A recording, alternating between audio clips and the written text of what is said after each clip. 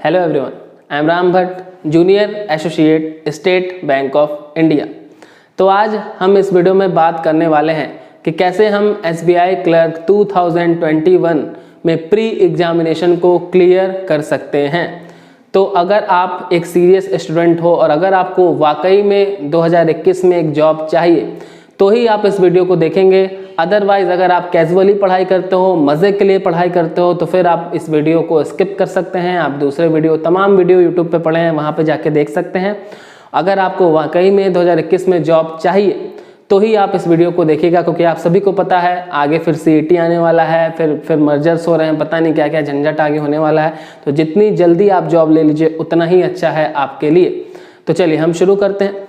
सबसे पहले हम बात करेंगे कि एसबीआई क्लर्क प्री एग्जामिनेशन का सिलेबस क्या होता है।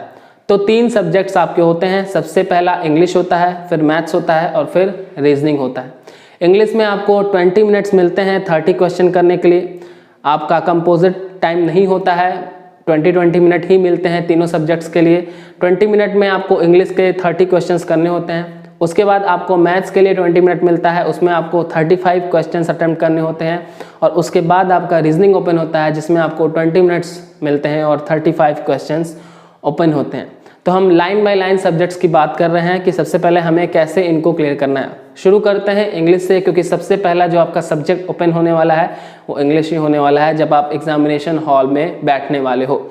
तो तमाम मेरे यूज़र्स की, सब्सक्राइबर्स की, दोस्तों की, स्टूडेंट्स का ये सवाल होता है कि सर आपने इंग्लिश के लिए क्या पढ़ाई किया, या फिर इंग्लिश कैसे क्लियर किया जाए। इंग्लिश को बहुत बड़ा बना दिया गया है। मैं बता दूं कि इंग्लिश को क्लियर करने के लिए आपको बहुत ही ज़्यादा मेहनत करने की ज़रूरत नहीं है। इंग्लिश एक लैंग्वेज है और बैंकिंग की जो इंग्लिश है वो आपसे बहुत ज़्यादा रूल्स रेगुलेशन की डिमांड नहीं करती है। वो आपसे सिर्फ आपके एक लैंग्वेज की जानकारी होने की डिमांड करती है। उसके लिए आपको क्या करना है, आप लोग साल भर ग्रामर पढ़ते हो, ग्रामर्स के 50, 60, 5000, 10,000 रूल्स लर्न करते हो और फिर जाके एग्ज़ाम में आप 30 में से मात्र 5 या 10 नंबर पाते हो। मैंने बहुत से ऐसे लोगों को देखा है जिनको ग्रामर के सारे रूल्स याद हैं, पर आप उनको इंग्लिश के क्विज़ेस सॉल्व करने को दे दो तो वहाँ पे वो 5 से 10 नंबर ही कैरी कर पाते हैं। क्यों? क्योंकि उनका दिमाग सिर्फ और सिर्फ ग्रामर रूल्स को फॉलो कर रहा है। उनको ये जानकारी नहीं होती है कि ग्रामर रूल्स आपको सिर्फ कॉमन एरर से 5 नंबर दिलाते हैं।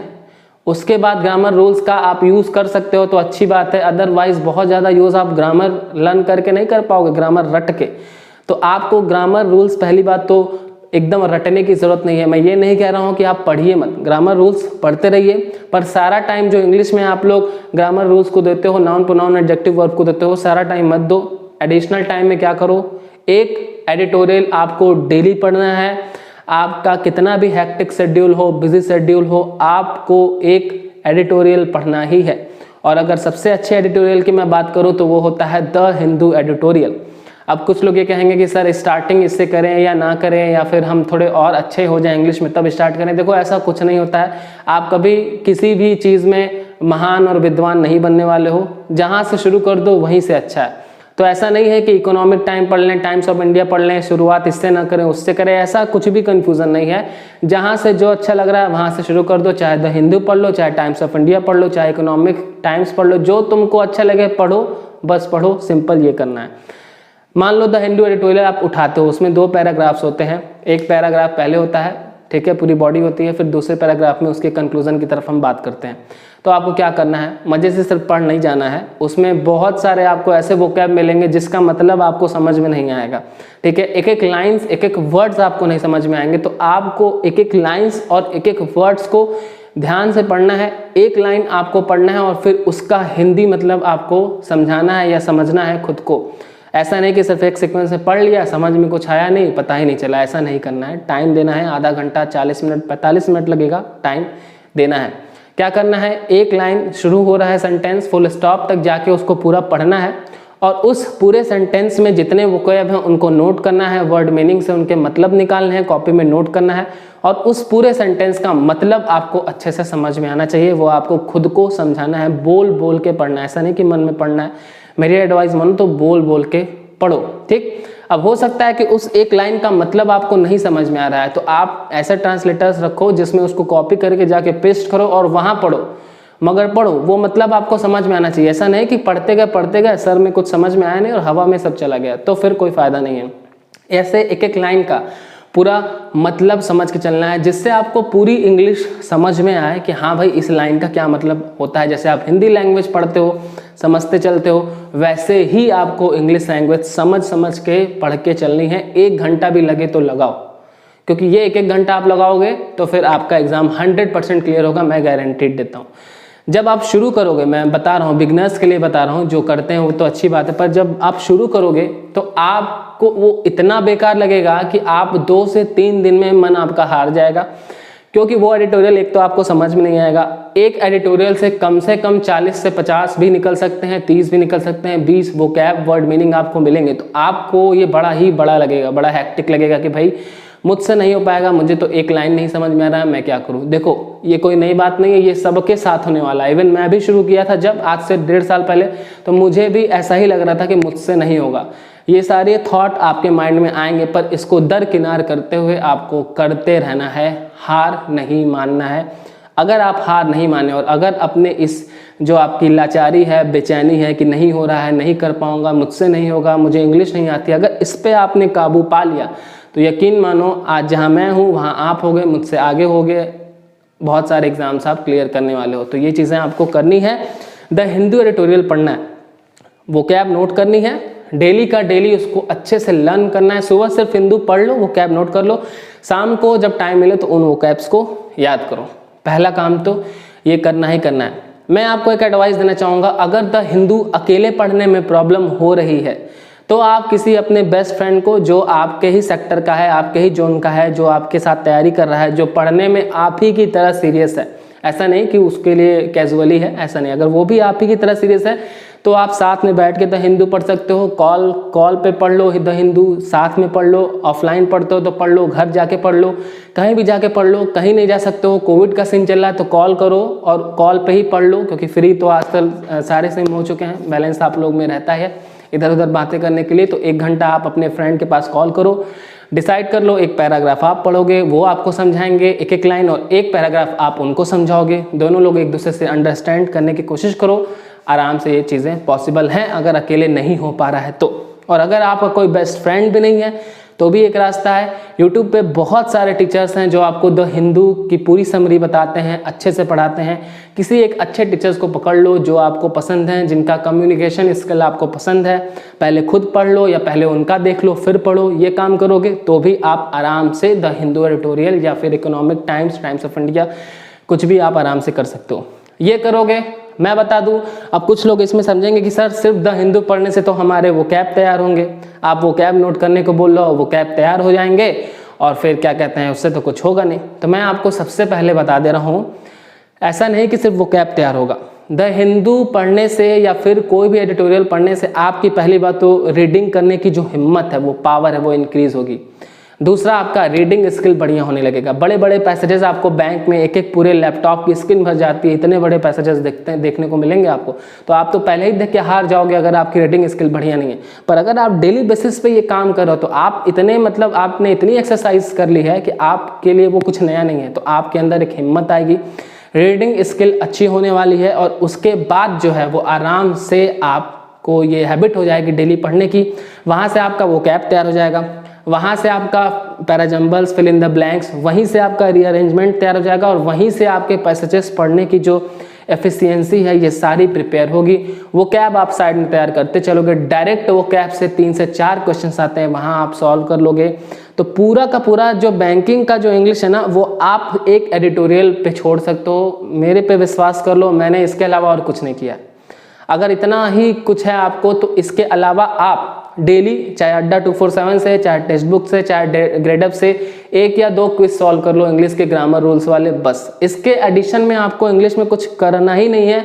मैं लिखित गारंटी देता हूं, अगर आपने 1 साल ये कर लिया, 6 महीना ये कर लिया, आपकी इंग्लिश में जहां आप 5 नंबर पाते थे ना ग्रामर रूल रट के, वहां आप 25 नंबर पाओगे। मैं लिख के दे रहा हूँ, बस इतना करके देखो, ठीक है। करके अगर आप ये देखते हैं तो आप 100% इंग्लिश में अच्छा कर लेंगे। इसके अलावा मैं और कुछ नहीं कहूँगा कि बैठ के ग्रामर रूल लर्न करो, बैठ के यहाँ क्लास करो, वहाँ क्लास करो, इनको फॉलो करो, उनको फॉलो करो, कुछ नहीं। 2 काम करो, एडिटोरियल पढ़ो, वो कैब नोट करो और एक क्विज दे सकते हो तो दे लो, बस इसके अलावा कुछ नहीं। इंग्लिश तैयार, मैं गारंटी देता हूँ आपकी इंग्लिश तैयार हो जाएगी। चलिए उसके बाद आते हैं आपका मैथ्स और रीजनिंग।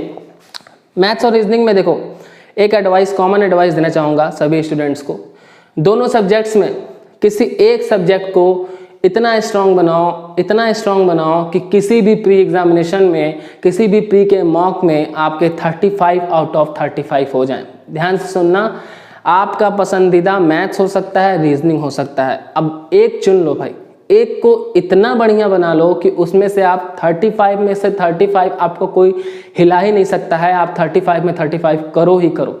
अब मैं बता दूं कि ज़्यादातर स्टूडेंट की पसंद रीजनिंग होती है, क्योंकि रीजनिंग मैथ्स के मतलब तुलना में कंपैरेटिवली आसान होता है, तो आप रीजनिंग को ही फॉलो करो अगर रीजनिंग आपकी अच्छी है। रीजनिंग में क्या आता है भाई, 4-5 पजल्स आते हैं, सिलॉक्स आ गया, इनइक्वालिटी आ गया, मिसलेनियस आ गए, दाएं बाएं वाले क्वेश्चन आ गए, तो ये कैसे सही हो, कैसे सही करें। ज़्यादा से ज़्यादा पजल्स लगाने की कोशिश करो। ऑनलाइन बहुत सारे क्विज आपको मिलते हैं पजल लगाने के लिए, सॉल्व करो, ज़्यादा से ज़्यादा पजल सॉल्व करो। रीजनिंग पे आप 2 घंटा दो, 2.5 घंटा दो रीजनिंग पे। इंग्लिश में आपने सुबह 1 घंटा दे लिया, उसके बाद रीजनिंग पे कम से कम 2 घंटा दो। जहाँ पे भी आपको 30 क्वेश्चंस दिखे वहाँ सॉल्व करने बैठ जाओ। ऑफलाइन दे लो, चाहे ऑनलाइन आपके बहुत सारे मोबाइल में ऐप्स हैं, आप वहाँ पे सॉल्व करो। 2 से 2.5 घंटा आप पजल सॉल्व करो, सारी चीज़ें सॉल्व करो। सिलॉक्स, इनइक्वालिटी, ब्लड रिलेशन, डायरेक्शन, इन सब के कॉन्सेप्ट्स क्लियर कर लो किसी भी टीचर से, यूट्यूब पे चाहे ऑफलाइन जहाँ भी आप पढ़ते हो। उसके बाद इन पे ज़्यादा से ज़्यादा प्रैक्टिस करो। 2 से 2.5 घंटा आप रीजनिंग पे प्रैक्टिस करो अगर आप बिगनर हो तो। और अदरवाइज अगर आपकी अच्छी खासी प्रैक्टिस है तो मेरे हिसाब से आप सिर्फ मॉक टेस्ट दो दिन में 3 से 4 मॉक टेस्ट देना है। एक मॉक टेस्ट 1 घंटे का होता है, 3 से 4 मतलब 4-5 घंटे आपके लगने वाले। ये रीजनिंग का हो गया। रीजनिंग में और कुछ नहीं करना है, मगर बहुत ज़्यादा प्रैक्टिस करनी है ताकि वो 35 आउट ऑफ 35 वाले सीन में आप एडजस्ट हो जाओ। फिर बात आती है मैथ्स की। मैथ्स में क्या करें, कैसे क्लियर करें मैथ्स का। साल भर कोचिंग में मैथ्स में आप क्या पढ़ते हो, तो साल भर मैथ्स में अर्थमेटिक पढ़ते रहते हो, यूट्यूब पे अर्थमेटिक पढ़ते हो, सारे टीचर्स बैठ के प्रॉफिट लॉस, SI फलाना धमाका सबका सब पढ़ा डालते हैं। और जब आप एग्जाम हॉल में जाते हो तो 10 क्वेश्चन आते हैं बस। 35 क्वेश्चंस में से सिर्फ 10 क्वेश्चंस अर्थमेटिक के आते हैं, जिनके पीछे साल भर बच्चे जो हैं बिल्कुल पागल रहते हैं कि मैं अर्थमेटिक तैयार कर लूँ। और अर्थमेटिक तैयार करने के बाद एग्जाम में जाते हैं, एक प्रॉफिट लॉस का क्वेश्चन आ जाता है, वहाँ पे अटक जाते हैं, 3 मिनट में सॉल्व करते हैं। और आपको पता है भाई आपको कितने क्वेश्चंस आपको 60 मिनट में करने हैं, 100 क्वेश्चंस 60 मिनट में। मैथ की बात करूँ तो 20 मिनट में 35 क्वेश्चंस आपको करने हैं। एक क्वेश्चन पे 3 मिनट दे लोगे अगर अर्थमेटिक के, तो कुछ हो पाएगा? कुछ भी नहीं होने वाला है। तो यहाँ पे क्या करना है, दिमाग से काम करना है, गधों की रेस में नहीं दौड़ना है। देखो क्यों ऐसा होता है कि 100 बच्चे तैयारी करने जाते हैं और 2 रिजल्ट आता है, क्यों? पहली बात तो 100 में से मुश्किल से 15 सीरियस होते हैं, 85 तो ऐसे घूमने जाते हैं। अब 15 में से भी बेचारे 5 हैं जो हल्की मेहनत, मतलब 5-7 ऐसे होते हैं जो हल्की मेहनत करते हैं, 8-10 होते हैं जो बहुत सीरियस मेहनत करते हैं। अब 8-10 में भी जो सीरियस मेहनत करते हैं उसमें से 2 ही 3 ऐसे होते हैं जो बिल्कुल स्मार्ट स्ट्रेटेजी करते हैं, बाकी सब भेड़ चाल गधों वाली चाल पे चलते रहते हैं कि हाँ ये पढ़ लिया जाए, वो पढ़ लिया जाए। उन खुद का दिमाग नहीं लगाते हैं कि उन 2-3 ने जिन भी बच्चों ने सिलेक्शन लिया है उन्होंने स्मार्ट स्ट्रेटेजी बनाई है, उन्होंने गधों की तरह अर्थमेटिक जाके नहीं सॉल्व किया, वहाँ पे अर्थमेटिक पे दिन भर नहीं लगाया। ये आपको नहीं करना है। अगर बिगनर हो तो ठीक है, पहले अर्थमेटिक के सारे चैप्टर को 1-1, 2-2 बार क्लियर कर लो। मुश्किल से 12 चैप्टर है। क्या क्या है भाई? परसेंटेज है, प्रॉफिट लॉस है, SI है, CI है, एवरेज है, पार्टनरशिप है, बोट एंड स्ट्रीम है, ट्रेन है, स्पीड है, वर्क एंड टाइम है। ये सारे मिलाओगे तो 10-12 चैप्टर आएंगे। पहले इसको एक बार, एक बुक आती है, 2 बुक मैं सजेस्ट करूंगा, एक SD यादव की बुक आती है और एक RS अग्रवाल, दोनों है मगर अभी मेरे पास प्रेजेंट नहीं है, मैंने दे दिया है अपने छोटे भाइयों को, नहीं तो मैं आपको दिखा देता हूँ। ऑनलाइन आप सर्च करना SD यादव और RS अग्रवाल, 2 बुक में से जो आपको अच्छी लगे उसको फॉलो कर लो। पूरी किताब को 2 बार सॉल्व कर लो, आपके सारे चैप्टर्स तैयार हो जाएंगे। ऑनलाइन किसी एजुकेटर को पकड़ लो जिन्होंने इस बुक को सॉल्व कराया हो, चाहे ऑफलाइन जहाँ पढ़ते हो वहाँ जाके 10-12 चैप्टर्स को पहले क्लियर कर लो। जब क्लियर हो जाए तो फिर देखो मैथ्स में आता क्या है। मैथ्स में 5 आपके नंबर सीरीज आते हैं, 5 आपका क्वाड्रेटिक आता है, 10 नंबर हो गया। उसके बाद आपके 10 DI आते हैं, ठीक है, 20 नंबर हो गया। उस 5 क्वाड्रेटिक हो गया, 5 नंबर सीरीज हो गया, 10 DI हो गया, 5 से 7 सिंप्लीफिकेशन आते हैं, 25-27 क्वेश्चन आपके हो गया। अब ये जो बचते हैं आपके 7-8 क्वेश्चन या 10 क्वेश्चन वो अर्थमेटिक के आते हैं। तो 20 मिनट में आपको मैथ्स में 35 करने नहीं होते हैं। मैंने इसीलिए ऑलरेडी बोल दिया है कि अगर आप रीजनिंग पे ज़्यादा फोकस करते हो तो ज़्यादा बेटर है। अदरवाइज आप मैथ्स के स्टूडेंट शुरू से मैथ्स पढ़ते आए हो, मैथ्स बहुत तेज है, तो फिर आप ये वीडियो आपको देखना ही नहीं चाहिए। आप मैथ्स में महारत हो तो कोई बात ही नहीं है, आप मैथ्स में 35 आउट ऑफ 35 कर लोगे। तो ये मैथ्स वाला पोर्शन आप चाहो तो स्किप कर दो, क्योंकि आपका मैथ्स अच्छा है तो आप करो। मैं उनकी बात कर रहा हूँ जिनका रीजनिंग बहुत अच्छा है और मैथ्स ठीक है, अच्छा है, तो उनके लिए आप क्या करो, 25-27 नंबर आप यहाँ से क्लियर कर सकते हो। और ये मेरी बात मान लो, प्री एग्जामिनेशन के लिए 20 मिनट में अगर तुमने 25 क्वेश्चन कर लिए ना एक्यूरेसी के साथ, कोई रोक नहीं सकता है तुम्हारा प्री एग्जामिनेशन रोकने के लिए। अगर इंग्लिश में भी 20-22 एक्यूरेसी के साथ आ रहे हैं और रीजनिंग में 35 आ रहे हैं, कोई नहीं रोक सकता है, यकीन मानो। मैंने आज तक ना जाने कितने प्रीलिम्स एग्जामिनेशन क्लियर किए होंगे। मैं आपको ये एडवाइस देना चाहूँगा कि आप बिल्कुल टेंशन मत लो। 20 मिनट में 25 का टारगेट रखो। अर्थमेटिक अटेम्प्ट मत करो प्री एग्जामिनेशन में, अर्थमेटिक की जानकारी रखो, सब कुछ रखो, सॉल्व करके बढ़िया से बेसिक क्लियर कर लो। पर प्रीलिम्स एग्जामिनेशन में अर्थमेटिक को अवॉइड करो। जब 25 नंबर इजिली आप ले सकते हो, ठीक है, अचीव कर सकते हो, तो उन्हीं को अचीव करो। ये मैथ्स की स्ट्रेटजी है, ऐसे आप आराम से प्री एग्जामिनेशन क्लियर कर सकते हो। अब ओवरऑल अगर मैं आवर्स काउंट करूँ कि दिन के कितने आवर्स आपके इन सबको क्लियर करने में लगने वाले हैं, तो इंग्लिश से शुरू करोगे तो 1 घंटा आपको इंग्लिश में लगने वाला है, द हिंदू और क्विज मिला के। 1 घंटा आप इंग्लिश दोगे, 2 घंटा रीजनिंग दोगे, 3 घंटा और 1 घंटा मैथ दोगे, ये 4 घंटा हो गया। ये सिर्फ प्री के लिए है, ठीक है, तो प्री के लिए इतना सफिशियंट है। अदरवाइज आप तैयारी कर रहे हो, 2-3 साल से आपको सफलता नहीं मिल रही है, तो उनके लिए मैं लास्ट में एडवाइस देना चाहूँगा कि आपको तो ये सब चीज़ें मालूम हैं ऑलरेडी, आप ये कर रहे हो। जहाँ चीज़ें आपको नहीं समझ में आई है उसको फॉलो करो। अदरवाइज बिगनर के अलावा आप ये कर लो, मॉक टेस्ट देना शुरू कर लो भाई। डेली बेसिस पे, अगर एग्जाम दूर है, अभी आपके दूर है, मतलब 4 महीने बाकी है, तो 2 मॉक टेस्ट दो डेली। और जब एग्जाम में 20 दिन बचे हो, महीने भर बचे हो, तो 4-4 मॉक टेस्ट दो। करना पड़ेगा, इतना नहीं करोगे तो भाई 8000 वैकेंसी पे 15 लाख लोग फॉर्म भरते हैं, छट जाओगे। 15 लाख में बहुत सारे लोग आ गए, सोच लो 8000 वैकेंसी पे 10 से 15 लाख लोग बैंकिंग एग्जामिनेशन का फॉर्म भर रहे हैं, तो फिर आप उनमें शामिल हो जाओगे। अदरवाइज आपको 4 से 4 मॉक टेस्ट देना ही पड़ेगा। 3-4 मॉक टेस्ट दो, जब एग्जाम नियर बाई आ जाए। प्रैक्टिस करो ज़्यादा से ज़्यादा, क्योंकि आपके सारे बेसिक्स क्लियर हैं। आपका प्री एग्जामिनेशन हो सकता है आधा 1 नंबर से रुक रहा हो, तो इंग्लिश की कमजोरी हो सकती है, या फिर ऐसा होगा कि रीजनिंग में दोनों इक्वली तैयार किया होगा, किसी एक को अपना बेस्ट नहीं बनाया होगा। तो ये सब चीज़ें आप ध्यान दो, किसी एक को बेस्ट बनाओ, इंग्लिश बढ़िया से तैयार करो। आपका प्री एग्जामिनेशन 100% क्लियर होने वाला है। अगर स्ट्रेटजी पसंद आई है तो कमेंट कर देना, मेंस की भी स्ट्रेटजी बता दूंगा जल्दी ही। और अगर फॉलो किया, सफल हो गया, अच्छा रिजल्ट आया, तो भी बताना ज़रूर, क्योंकि मुझे खुशी मिलती है अगर मेरे स्टूडेंट्स, मेरे सब्सक्राइबर्स कुछ अचीव कर लेते हैं, मेरी एडवाइस उनके काम आती है, तो मुझे खुशी मिलती है। कोई भी क्वेरी हो मुझसे ज़रूर पूछना। चलो मिलते हैं फिर जल्दी ही नेक्स्ट वीडियो में।